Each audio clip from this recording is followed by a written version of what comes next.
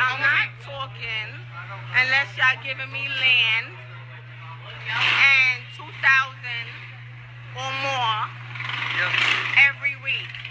You hear me? Okay.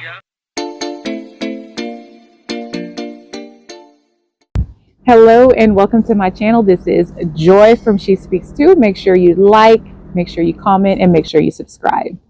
Today's video is brought to you by West Roots, a Liberian-owned t-shirt company. These t-shirts are comfortable, stylish, and very affordable. The small words you see around the word Liberia are actually the counties and towns around Liberia. For instance, Nukru Town, Busekota, Duporo, Pinsville, Ghanasville, you might find your own town there. Maryland, Lofa, Riverses, Niba, Grand, Jide, you will find your county on this shirt. I'm going to put the website and my code She Speaks Too for 20% off in the description box. Please support Liberian-owned businesses. As they say in the Baptist church, I'm not going to be before you too long. I'm not going to be before you too long. Nawio Hadu, happy first day of March. In today's video, I'm going to be talking about the recent immigration raids and the fact that 1,500 plus Liberians are on that list to be deported. As it stands, this is March 1st. I don't think there have been any deportations to African countries, but who knows when that is going to start up. I wanted to talk about the fate of the Liberian people that will be deported. And I want to admonish us to not be a nation of people who revel or take joy in the unfortunate events of others, or make a mockery of people who are probably going through the most difficult times of their lives. Besides probably going through a civil war, this probably could be the most catastrophic thing that these people who are facing deportation are going through. I read that the number is 1,500 to 233 or something like that. So it's about 1,500 people, which is relatively low to the amount of people that have been deported around the world. For instance, the number for Mexico was 200,000. So if you compare those numbers, is relatively low. But if you are one of the people that are that is on the list to be deported, that number is very high to you because, of course, you're being affected. These Liberians have probably been in the United States for a long time, or and maybe they haven't, but they have established employment, they have homes, they have families, they have bank accounts, and imagine that being stripped away from you, stripped of you in the blink of an eye.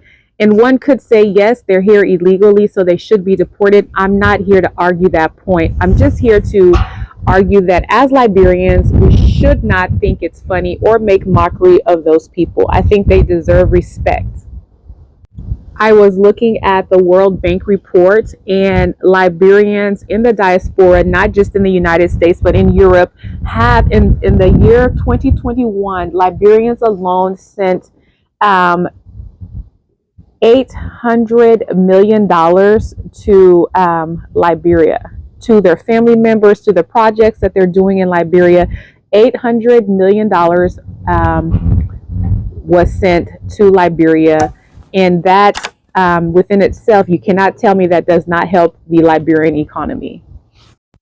And it was estimated out of that $800 million, $300 million came from the United States. So these people that are being deported, you can't tell me that they didn't make a contribution to the economy of Liberia. So that within itself, let's not be a nation or a group of people who make mockery or laughter in the downfall of people or the deportation of people. There's nothing funny about it. These people are probably have had children here who are American citizens because as it stands, the birthright rule still stands. So they have children. They have to make tough decisions. Do they leave their children? Do they have anyone to leave their children with?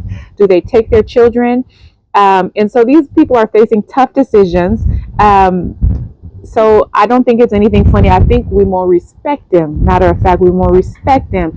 When they go to Liberia, they should be embraced with open arms, and they are bringing skill sets unique skill sets that maybe there will be CNAs, there will be skilled laborers, there will be truck drivers who may have their CDL licenses.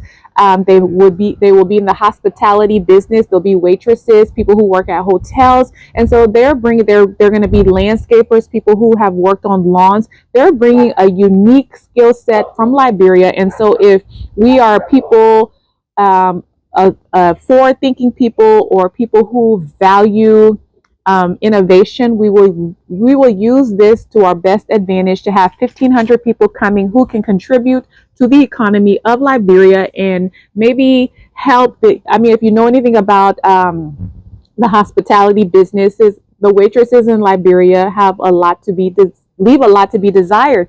And so these people are coming home. The CNAs, they may have things that they can show.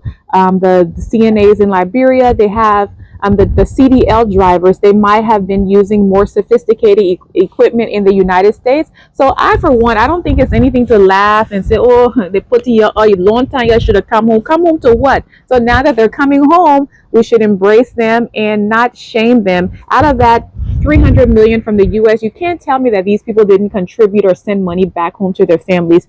Now that they're in a position of weakness, they are still worthy. And they should be. I hope they're still worthy to their family members now that they have maybe nothing to bring back. They should be worthy, and they should be afforded a helping hand. So that is where I stand. I don't think it's funny. I'm not going to join in the laughter.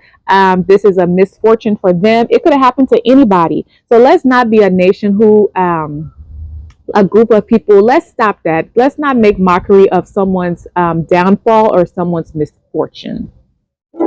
So that's all I had to say, really. I think these people are going through enough.